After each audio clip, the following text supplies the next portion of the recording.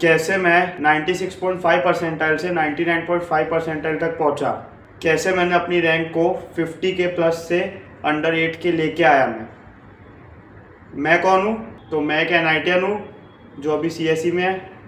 ठीक है, चलो फिर शुरू करते हैं। इस वीडियो में स्टेप बाय स्टेप बताने वाला हूँ कि मैंने क्या किया और तुम भी क्या कर सकते हो। ठीक है, ये वीडियो सीरीज पूरी अपनी चालू होने वाली है अब से।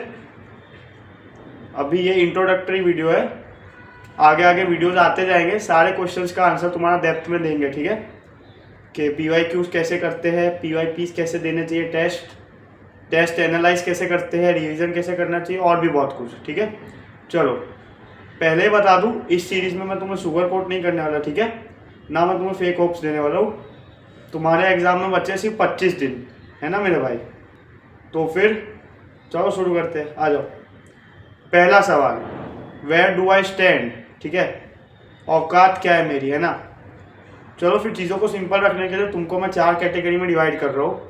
कैटेगरीज डिवीजन कैसे चलेगा, तुम्हारी प्रिपरेशन कैसी है, तुम्हारे रिवीजन का क्या स्टेटस है और तुम्हारा कॉन्फिडेंस कैसा है। ठीक है, पहली कैटेगरी के साथ शुरू करते हैं।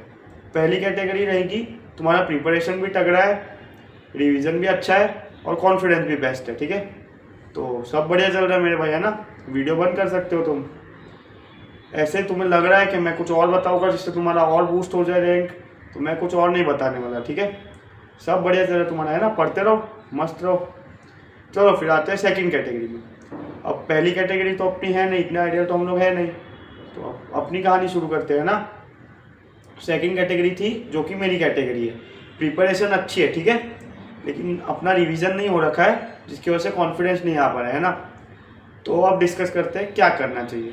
तो पहले मैं डिस्क्लेमर दे दूँ, अगर मैं आगे बोलने वाला हूँ कि मैं कोचिंग जाना मैंने बंद कर दिया था, तो इसका ये मतलब नहीं होता है कि तुम्हें भी वो करना है। ठीक है, मेरा इंडिविजुअल ये केस था, मैं पढ़ पाता था घर पे, मेरे से सेल्फ स्टडी अच्छी होती थी, इसलिए मैंने बंद कर दिया था।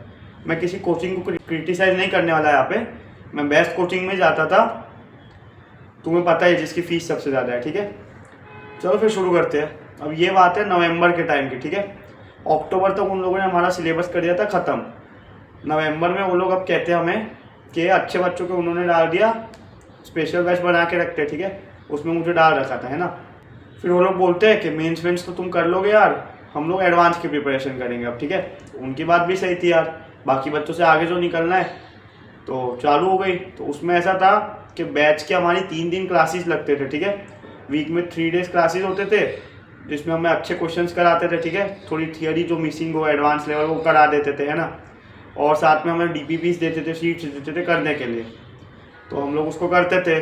काफ़ी अच्छे लेवल के क्वेश्चंस होते थे। फिर वीकली हमारे 2 टेस्ट होते थे एडवांस पैटर्न पे। ठीक है, मेंस वाले वो लोग कम लेते थे। मेंस पैटर्न पे तुम समझ लो कि वो लोग 10 दिन में एक टेस्ट लेते थे अप्रॉक्स, है ना, कि 2 हफ्ते में या 3 हफ्ते में 1-2 टेस्ट ले लिए। मतलब मेंस को वो लोग स्किप करते थे एक तरह से। एडवांस पैटर्न के 2 टेस्ट होते थे, फुल सिलेबस होते थे और 180 मार्क्स के टेस्ट होते थे। ठीक है, तो उसमें भी काफ़ी अच्छे क्वेश्चन का लेवल होता था। अब मेरे साथ क्या हुआ, मेरे से ना इनकी DPPs बन रही थी, ना मेरे से वो अच्छे लेवल के क्वेश्चन हो रहे थे। ठीक है, तो मेरा मोटिवेशन कम होता गया, मैं डीमोटिवेट हो गया, है ना। फिर मैंने रिवीजन भी छोड़ दिया इसके लिए। तो ये सब चलता रहा, मतलब मेरा बहुत डाउन फेज आ गया, है ना। तो ये सब चला दिसंबर, मतलब नवंबर पूरा चला। दिसंबर के स्टार्टिंग में मैंने सोच लिया कि ये तरीके से तो नहीं होने वाला। ठीक है, अब चीज़ें अपने हाथ में लेनी पड़ेगी। ये मेरे को एक जगह से और पता चला कि ये लोग तो एडवांस के पीछे पड़े थे, मैंने मेंस के PYQs भी नहीं देखे। दिसंबर के स्टार्टिंग में देखे मैंने, तो मैं तो हिल गया भाई। मेरे को लगता था मेरी प्रिपरेशन अच्छी थी, रिवीजन नहीं था, लेकिन तो PYQs बने ही नहीं। मैथ्स के PYQ देखे, बन ही नहीं रहे, मैं तो डर गया, है ना। फिर मैंने क्या किया, मैंने क्लासेज अटेंड करना बंद कर दिया और एडवांस पैटर्न के टेस्ट भी इनके बंद कर दिए। ठीक है, मैं कोचिंग सिर्फ सेल्फ स्टडी के लिए जाने लगा, वहाँ पे मैं अपने PYQs करने लगा मैथ्स के। अब जैसे मेरा एग्ज़ाम 25 में था, तो मैंने ऐसा सोचा कि 24 के पेपर हम प्रीवियस ईयर दे देंगे। ठीक है, प्रीवियस ईयर पेपर मैंने रख दिए कि इनको देना चालू किया, है ना। और 22-23 के मैंने PYQs करने चालू किए। अब मैथ्स तुम्हें पता है कि अच्छे लेवल का आने लगा है मेंस में, तो मैथ्स के लिए मैंने सोचा कि 20-21 के भी करेंगे और 22-23 के भी करेंगे। स्टार्ट मैंने 22-23 से किया, और अब PYQs में कर रहा था। फिजिक्स केमिस्ट्री के भी मैंने चालू कर दिया। ठीक है, और रिवीजन था नहीं, तो क्वेश्चन मेरे बन नहीं रहे थे, है ना। फिर मैंने सोचा रिवीजन तो करना ही पड़ेगा। फिर मैंने धीरे धीरे रिवीजन करना चालू किया, थियरी पढ़ता था, नोट्स मेरे रेडी थे, ठीक है। प्रिपरेशन मेरी अच्छी थी पहले से, नोट्स मेरे कंप्लीट थे, थियरी मेरी पूरी थी, मॉड्यूल मैंने कर रखे थे, टेस्ट भी मैं देता ही था 2 साल से, ठीक है। सब बढ़िया था मेरा, बस रिवीजन नहीं था मेरा। फिर मैंने रिवीजन किया, ठीक है। रिवीजन किया तो धीरे धीरे PYQs बनने लगे।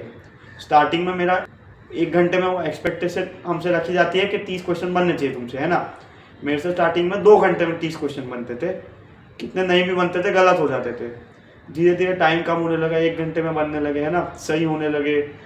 फिर PYP भी मैं स्टार्टिंग में देना चालू किए मैंने, ठीक है, 24 के, लेकिन 1-2 दिए तो मेरे मार्क्स अच्छे नहीं आते थे, तो मैं डीमोटिवेट हो गया, है ना। डीमोटिवेट हो गया तो मैंने बंद कर दिए देने। फिर जैसे जैसे मेरा थोड़ा रिवीजन होता गया, PYQs मैंने 10 चैप्टर हुए, 15 चैप्टर हुए पर सब्जेक्ट, जैसे अप्रॉक्स 30 चैप्टर होते हैं, ठीक है, पर सब्जेक्ट, तो मेरा आधा सिलेबस रिवीजन होने लगा, तब थोड़े मेरे मार्क्स आने लगे, तो कॉन्फिडेंस आया, ठीक है। अब ये सब होने में आ गया था, सिर्फ मेरे एग्जाम में 1 महीना बचा था, ठीक है। तो मेरे लिए मेरी स्ट्रेटजी वर्क कर गई, तो मैंने ऐसा सोचा कि अब कोचिंग जाना बंद करते हैं, ठीक है। तो मैंने बंद कर दिया कोचिंग जाना, ठीक है। पूरा दिन मैं यही करता था, सुबह मैं अपने थियरी वाले नोट्स पढ़ रहा हूँ, शॉर्ट नोट्स बना रहा हूँ, फॉर्मूला लिख रहा हूँ, याद करो, ठीक है। फिर PYQs करता था, उसके बाद टाइम बचता था तो PYP दे देता था, ठीक है। अब 1 महीने बचा था तो PYP भी देने पड़ते हैं ना, कि मेरा प्लान था कि 24 के 20 पेपर मुझे देने हैं, ठीक है। मैंने बचा के रखे थे कि अभी 10 दिन और ये कर लेते हैं, फिर PYPs ही देंगे, ठीक है। लास्ट के 20 दिन मैंने एवरेज दिन का 1 PYP दिया था। अब इसके साथ मैं प्रॉब्लम ये हो रही थी कि स्टार्टिंग में मेरे बन नहीं रहे थे, ठीक है। स्टार्टिंग मतलब जब 1 महीना बाकी था, PYPs पे नंबर नहीं आ रहे थे, तो मेरे को सेल्फ डाउट पे आने लगा इस टाइम पे, क्या मैं जो कर रहा हूँ सही कर रहा हूँ, क्या इससे मेरा रैंक और तो नहीं गिर जाएगा। और मैं कर भी क्या सकता था, कोचिंग जाके तो वैसे ही कुछ नहीं हो रहा था, है ना। फिर ये साथ में पेरेंट्स भी नोटिस करने लगे कि इसने कोचिंग जाना छोड़ दिया है, तो वो लोग भी ज़्यादा पूछते नहीं थे, क्योंकि वो देखते थे पढ़ता ही है, ठीक है।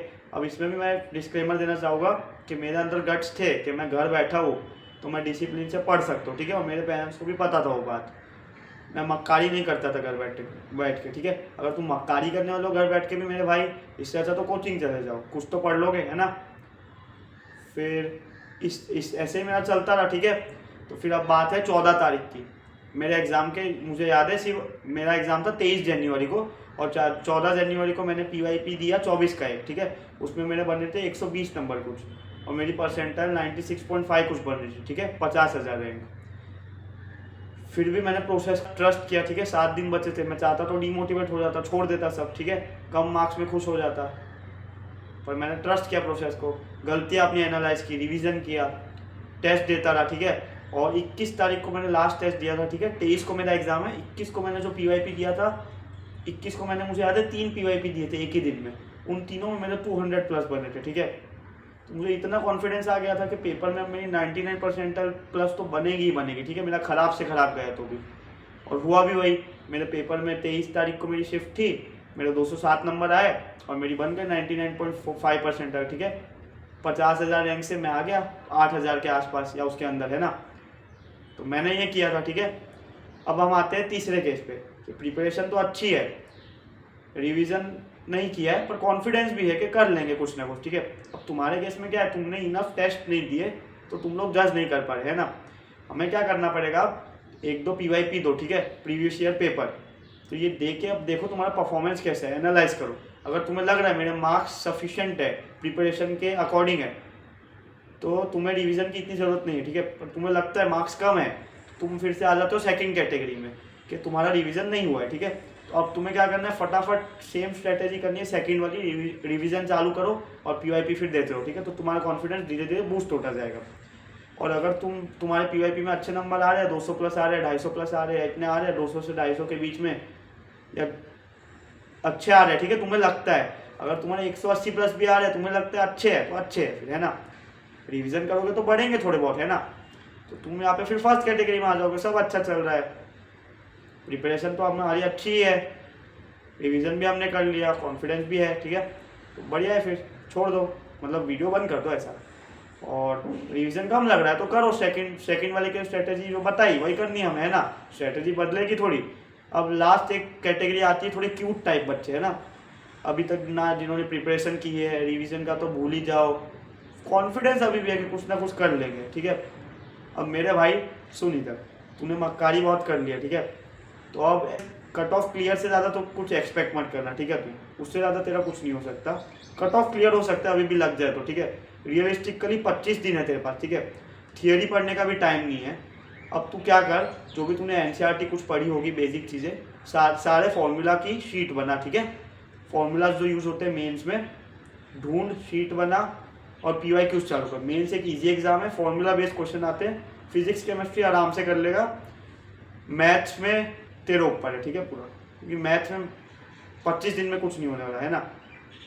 तेरा शेड्यूल क्या रहेगा, तुझे भी PYQ करने हैं, तेरे को बाकी लोगों को 1 घंटा लग रहा है PYQ करने में, तुझे 2 घंटे लगेंगे। तुझे क्या करना है, अगर तू 26 वाला है तो 26 वाला ही है ना, ठीक है। अभी तो 26 वालों के लिए, आगे बदल जाएगा, है ना। 26 वालों को क्या करना है, 25 वाले पेपर तू छोड़ दे PYP के लिए, ठीक है।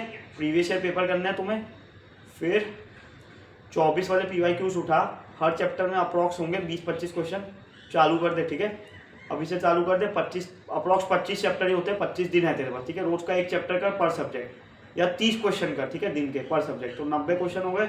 अब बाकी लोगों को लगता है 1 घंटा, तो तुझे 2 घंटे लगेंगे, ठीक है। काफ़ी क्वेश्चन नहीं भी बनेंगे, उसका कुछ कर नहीं सकते क्योंकि तुमने मक्कारी बहुत कर लिया है ना। पर इतना है कि अगर तू 6 घंटा दिन का PYQ अभी भी कर ले, पर सब्जेक्ट 30 सवाल अटैम्प्ट कर ले, 30 क्वेश्चन, साथ में अपनी फॉर्मूला शीट्स बना ले, थोड़ा बहुत जो भी पढ़ा है रिवाइज करता रहे, ठीक है। 6 घंटा PYQs कर, दिन का 1 PYP देने लग, ठीक है। 12-15 घंटे तो अब बैठना ही पड़ेगा, है ना।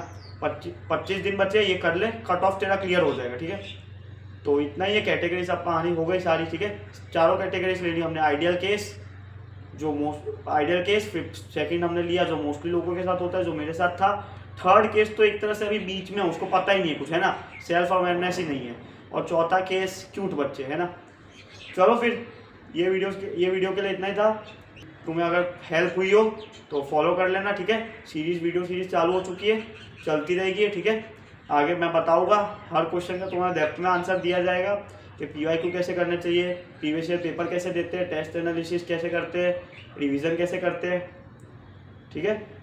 वीडियो सीरीज पूरी प्लान्ड है, तुम लगे रहो, ठीक है। मैं भी लगा रहूँगा, है ना। काम करते रहो, ठीक है, पढ़ते रहो, जाओ पढ़ लो। मिलते हैं फिर, है ना, नए वीडियोस के साथ।